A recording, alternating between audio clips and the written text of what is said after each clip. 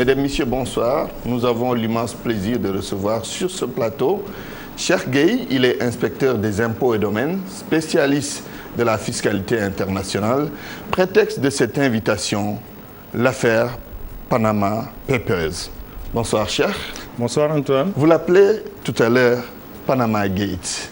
C'est vrai, c'est une affaire qui aujourd'hui remue, en tout cas, si vous voulez, le monde entier, de par les révélations faites par des confrères.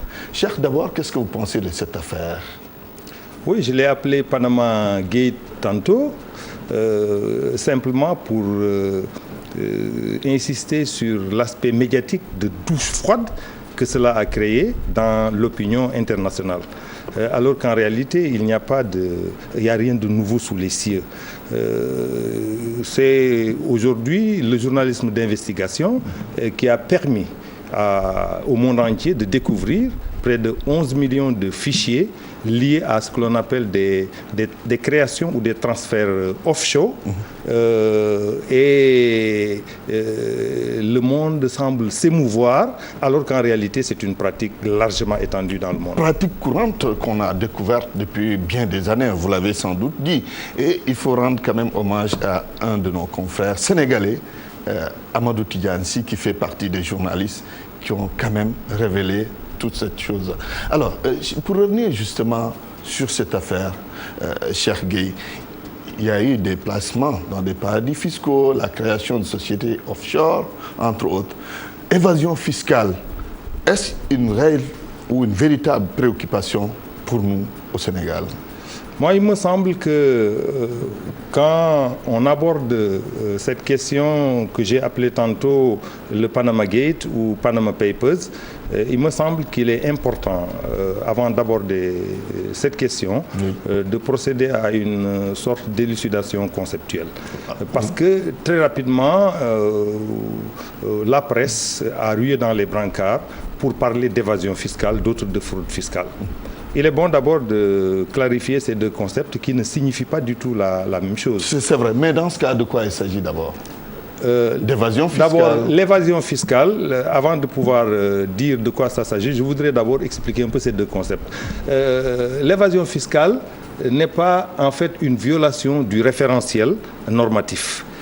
L'évasion fiscale, c'est de l'optimisation, c'est de la planification fiscale, c'est-à-dire que le contribuable essaie de voir les possibilités que lui offrent des vides laissés par la législation fiscale pour payer le moins d'impôts possible. Quelque part légal.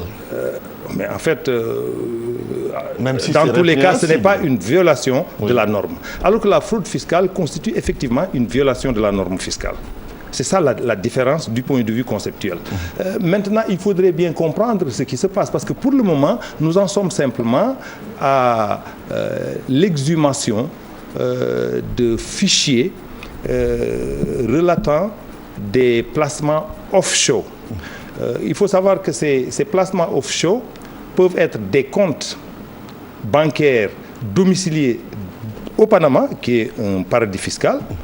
En réalité, nous parlons les anglo-saxons parlent de tax haven et les Français parlent de paradis fiscaux. C'est-à-dire que c'est des pays où la fiscalité est très, très, très privilégiée, où la pression fiscale est très, très, très, très basse. Et il est déjà compréhensible que nous puissions constater à l'échelle du monde un phénomène de localisation des bénéfices des zones de haute pression fiscale vers les zones de basse pression fiscale. Et ça, dans le cadre, je veux dire, de ce qu'on peut appeler l'évasion fiscale. La fraude fiscale est plus complexe puisqu'il s'agit évidemment d'une pratique en ce moment-là illégale, puisque dans le cadre de l'évasion, dans le cadre de l'évasion fiscale, les fonds qui sont transférés l'ont été peut-être au su et au vu de l'administration de résidence du contribuable, et peut-être les conséquences fiscales ont été tirées et peut-être continuent d'être tirées. Dans ce cas-là, il n'y a pas en réalité une violation de la norme fiscale. Il y a maintenant des cas où ces placements offshore le sont ou l'ont été à l'insu de l'administration de résidence fiscale du contribuable. Et dans ce cas, il y a non seulement un manque à gagner extrêmement grave pour l'État concerné, c'est-à-dire l'État de la juridiction fiscale, mais il y a là une violation du référentiel, une violation de la norme qui doit être normalement sanctionnée. Oui, 4 personnalités sénégalaises sont citées dans cette affaire de Panama Papers. Que doit faire l'administration fiscale sénégalaise? Je voudrais d'abord dire que sur ces questions-là, il faut être très prudent. D'abord parce que nous ne savons pas de quoi demain sera fait. Nous venons peut-être d'ouvrir une boîte de Pandore et on ne sait pas et qui viendra ensuite sur la liste. Qu'est-ce que vous voulez dire qu'il peut y avoir d'autres Sénégalais sur la liste? Mais bien sûr, parce que sous l'angle ou de la fraude ou de l'optimisation fiscale, mais personne ne sait pour le moment. Mais ce qu'il faudrait comprendre, c'est que le problème se pose sous plusieurs aspects. Il peut s'agir, comme je l'ai dit tout à l'heure, de fonds qui ont quitté peut-être le Sénégal pour être dans un compte au Panama. Oui, il peut également s'agir de Sénégalais qui ont créé des sociétés régulièrement au Panama. Il peut s'agir également de Sénégalais qui ont créé des sociétés écrans pour masquer effectivement des opérations ou des transactions et les soustraire à la juridiction fiscale de notre pays. Ça, c'est l'aspect fiscal, mais cela peut couvrir également des pratiques de criminalité économique et donc pourrait être même des opérations de blanchiment. Cela signifie il faut donc analyser que l'attitude de l'administration fiscale dépendra de toutes ces situations que vous avez évoquées. L'administration fiscale, avec le Panama, le Sénégal n'a pas signé de convention fiscale lié à l'assistance administrative ou l'échange de renseignements avec le Panama. Mais déjà, dès le mois de février passé, il y a un pas important qui a été franchi par le Sénégal et qui est la signature de l'instrument multilatéral d'assistance administrative et d'échange de renseignements sous l'égide de l'OCDE qui se veut une convention multilatérale à l'échelle mondiale et qui postule l'échange de renseignements et l'assistance administrative. Et les anglo-saxons disent « nowhere to hide », c'est-à-dire arriver avec cette convention à faire en sorte que aucun contribuable ne puisse plus se cacher où que ce soit pour pouvoir se livrer à des actes ou se soustraire en tout cas à la juridiction fiscale des États concernés. Est-ce que nous, Sénégalais, nous avons les possibilités de freiner en tout cas ce fléau appelé évasion fiscale ou fraude fiscale? Les pays n'ont pas le même dispositif. Il y a des Pour pays, le cas du Sénégal, il y a des pays où il existe un parquet financier qui, lorsque des informations de cette sorte suintent déjà, s'autosaisissent, les parquets s'autosaisissent et commencent à mener une enquête, ouvrent une information et pour aller à la source et voir si effectivement les comportements en cause se sont traduits par un préjudice pour le trésor public.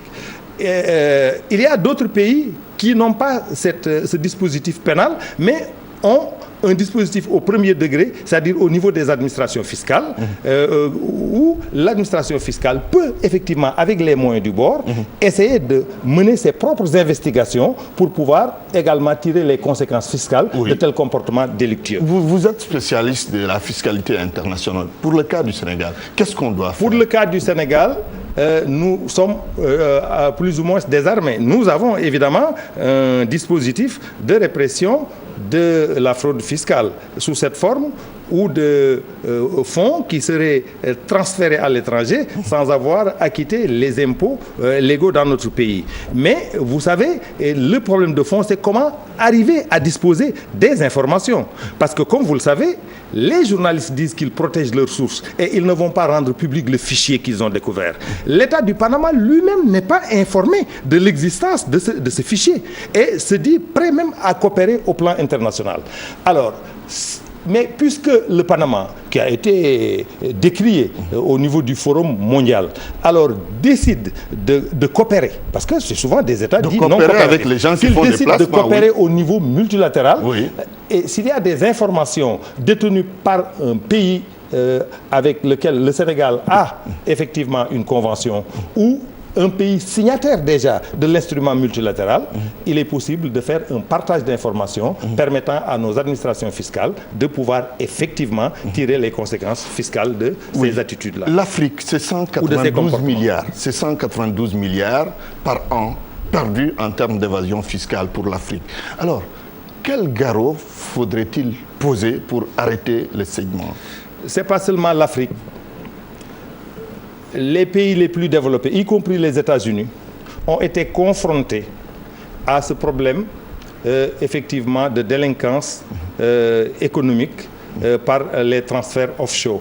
C'est ce qui a amené les États-Unis, il y a 3 ans, à adopter une loi qu'on appelle la FATCA et qui permet à l'administration américaine d'exercer des représailles sur toute banque abritant un citoyen américain, abritant les fonds appartenant à un citoyen américain.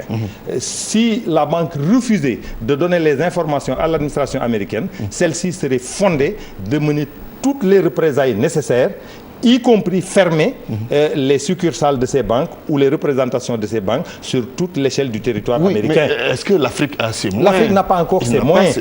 Mais je voudrais vous dire que la criminalité économique liée un peu à ce qu'on appelle les créations offshore constitue pour le monde entier et pour l'ensemble des États un défi majeur. Et c'est ça qui a fait que les pays de l'OCDE de façon générale et les pays du monde entier sont depuis quelques années dans un élan général et mondial de redéfinition des principes internationaux de la fiscalité, avec notamment la mise en avant aujourd'hui de la coopération. Et de ce point de vue-là, il y a ce qu'on a appelé l'instrument multilatéral qui aujourd'hui est en train d'être ratifié. Le Sénégal l'a ratifié le mois de février passé et on est le 93e État à l'avoir ratifié et le processus va continuer. Nous pensons pouvoir disposer avec cet outil d'un levier important de lutte contre la criminalité transfrontalière, notamment les placements offshore dans les paradis fiscaux. Dernière question, pourquoi il y a beaucoup d'Africains